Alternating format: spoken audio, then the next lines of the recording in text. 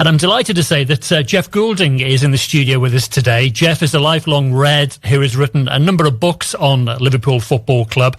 Most recently, Klopp's Last Stand, Red Odyssey 4, which is a 4-book chronicle of Liverpool FC's history. And it's really good to see you, Jeff. Thanks for joining us today. Yeah, great to see you too, Paul. Thanks for having me on. And, you know, we're going to talk about your book shortly because plenty to talk about in relation to Klopp's final seasons at Anfield, and we'll talk about that, as I say, very shortly. But this transition from Klopp's final season to the arrival of Arne Slot and all the success that Liverpool have had so far this season, it really has exceeded all expectations, hasn't it?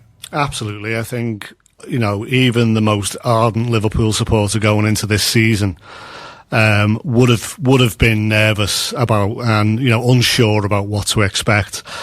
To manage a transition from an icon and, you know, such a significant figure like Jurgen Klopp in the way that Liverpool had is almost in fact, there's only one club that's ever managed that sort of transition, and that is Liverpool, with the transition from Shankly to Paisley and then to Fagan and then Dalglish. So we're all hopeful, obviously, the Slot is going to be the Paisley to Klopp Shankly.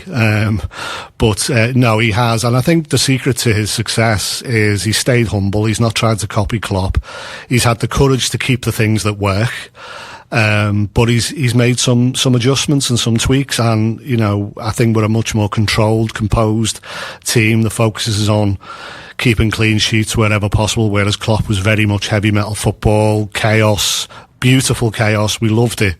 But, you know, we seem more assured and more composed this time round. So long may it continue. Yeah, more control on the ball, I think we're seeing, aren't we, with Arne Slot? And when you look at the stats, I mean, much has been said, Jeff, about the fact that it is 11 wins in 12 games in all competitions this season. No Liverpool side in the history of the football club has ever achieved that. And I believe Arne Slot as well is now the first manager in English top-flight history to win 11 of his 12 first games in charge. But I think it's fair to say as well, isn't it, that, you know, Liverpool have achieved this without playing their very best football. And I think it was Van Dijk who said a couple of weeks ago that Liverpool are still work in progress in terms of closing out games as well. And a sense that Liverpool have still not yet met or reached their full potential. No, and that's encouraging in a way, isn't it? And it's actually reassuring to hear Virgil say that, and also to hear the manager say that in his press conferences as well. You know, they recognise that although we've got the results, and the results are everything at the end of the day, they're recognising that the performances need to improve.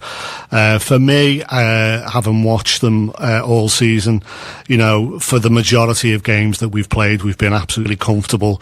But we do have a tendency in games to have couple of short spells where it gets very sloppy and we give the ball away, and obviously that's what Van Dijk and Slot have been talking about, and I'm sure they're working on that in the background. But as you say, we've not hit our full stride, so if this is what we're achieving when we're not at our best, then it bodes well. It does indeed, doesn't it? And yet, saying that, Jeff, you know, Liverpool somewhat dominated RB Leipzig in that 1-0 Champions League win on Wednesday.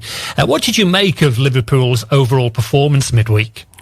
Yeah, I think in a way it was a microcosm of what we've just been talking about, really. I think for large portions of the game, Liverpool were dominant. It was a classic European away performance.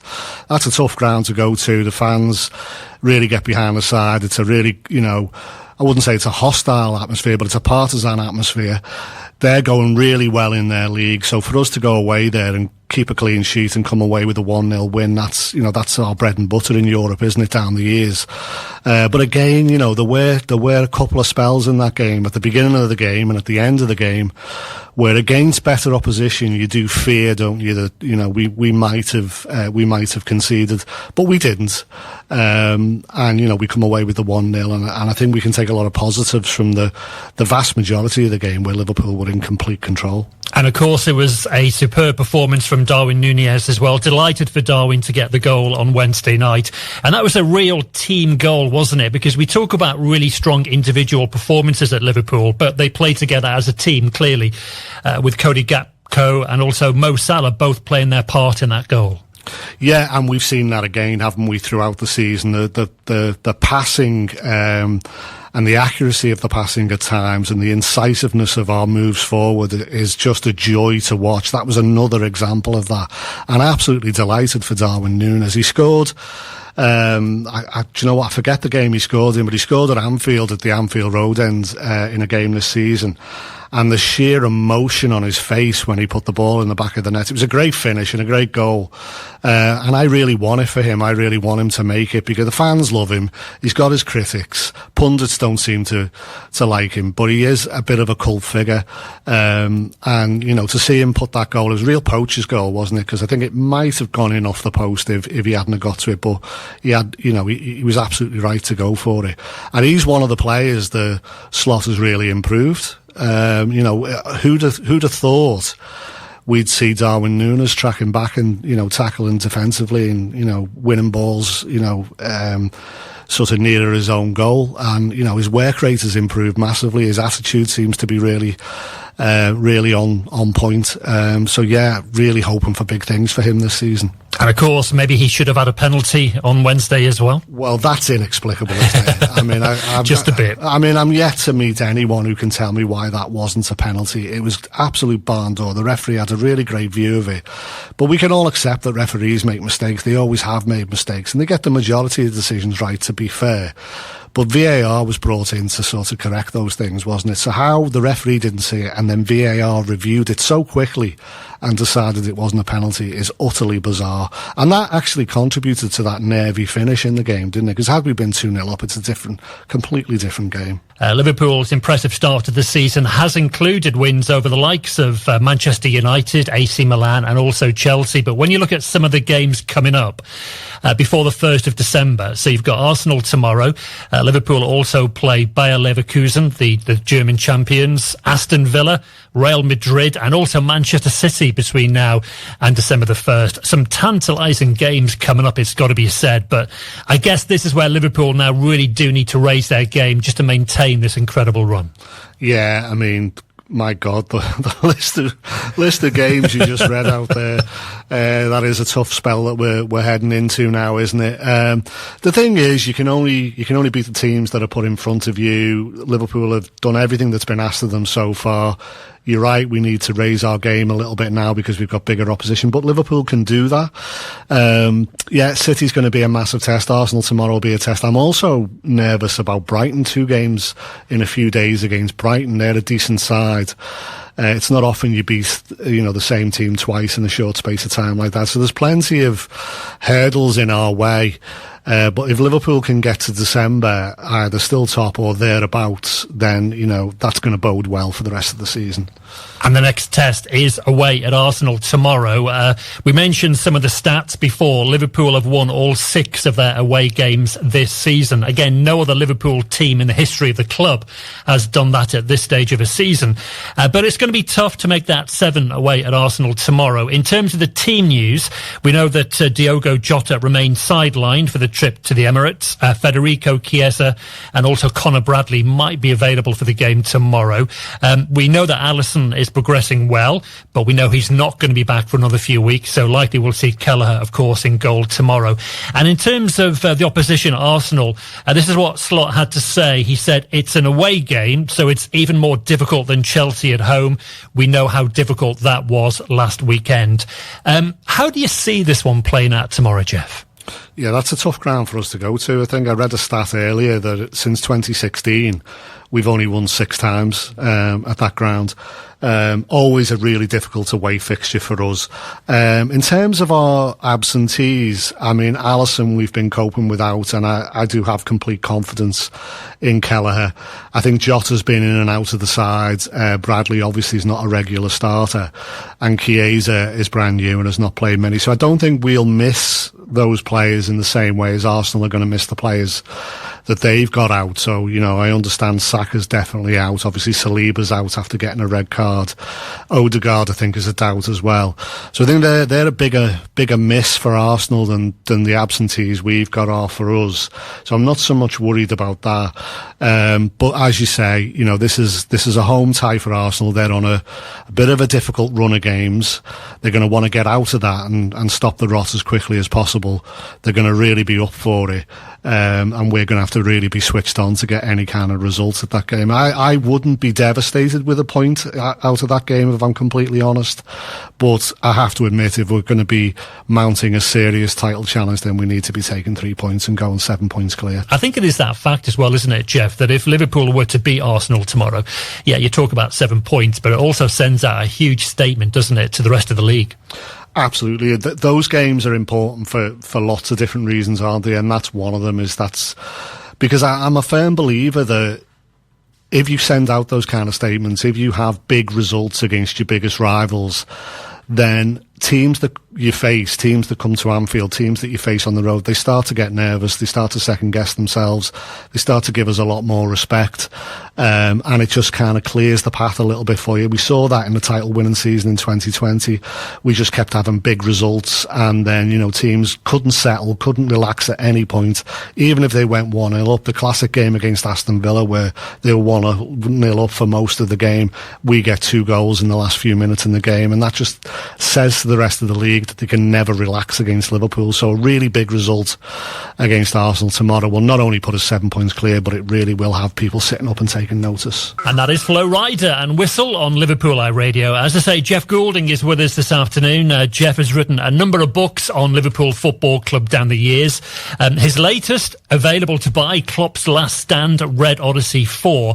And I believe, Jeff, as the title suggests, this is the 4th book, isn't it, in a chronicle of books about the history of Liverpool Football Club. And I believe that this particular instalment focuses on Klopp's final few seasons from the moment that they won the league title, is that right, back in 2020?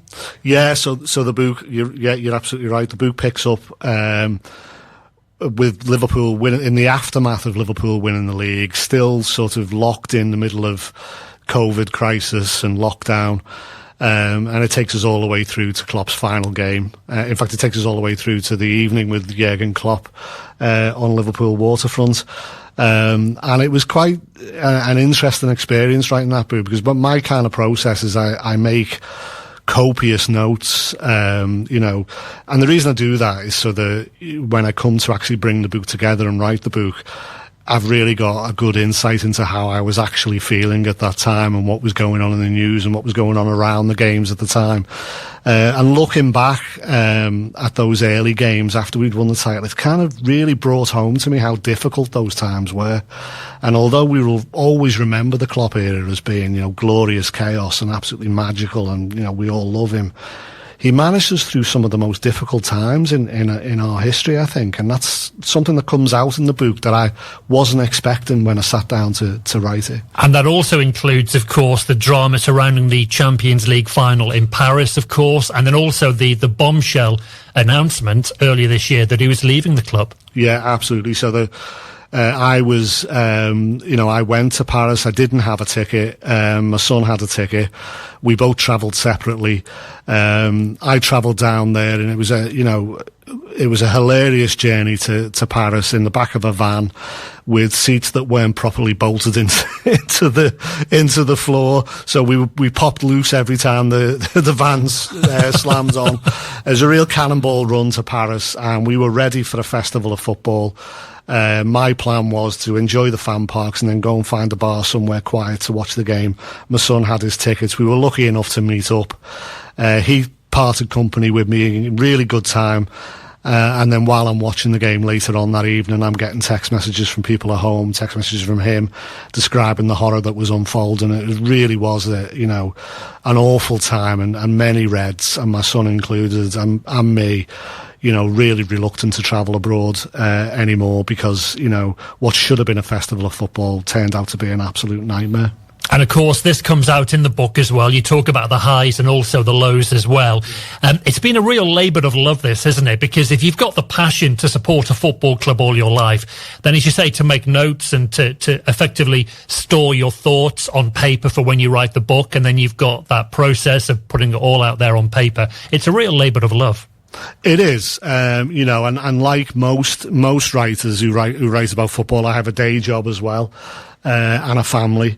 So yes, fitting in the time to actually, you know, write a book that is some 80, 90, 100,000 words, takes a lot of effort and takes up a lot of your time. So you can't do that without the passion. And actually, I think hopefully that passion comes through on the page as well, and people feel really engaged with the content. And you're going to be at Waterstones here in Liverpool City Centre, I believe, on Monday, the 11th of November. There's a special event going on there at 6:30 where anyone listening to the programme can come along, get a copy of the book. And just tell me a little bit more about what's going to be going on at Waterstones. No problem. So tickets are available via Waterstones Liverpool website. If you just go on there and type in Jeff Goulding events, then you'll get the page. I'm going to be there with Steve Hunter from Liverpool FC TV. So Steve's going to be doing an interview with me, and then we'll do a Q&A from the audience. And then obviously I'm there to sign any books if people want to purchase the books. And for me, it's just going to be lovely to sort of celebrate the publication of the book with other Reds, other football supporters, and share that experience with them. And if somebody wants to get a copy of the book, it's out, available now, is that right? Yeah, you can get the book now, so you can purchase it online or in store. So it's obviously available in Waterstones Liverpool 1.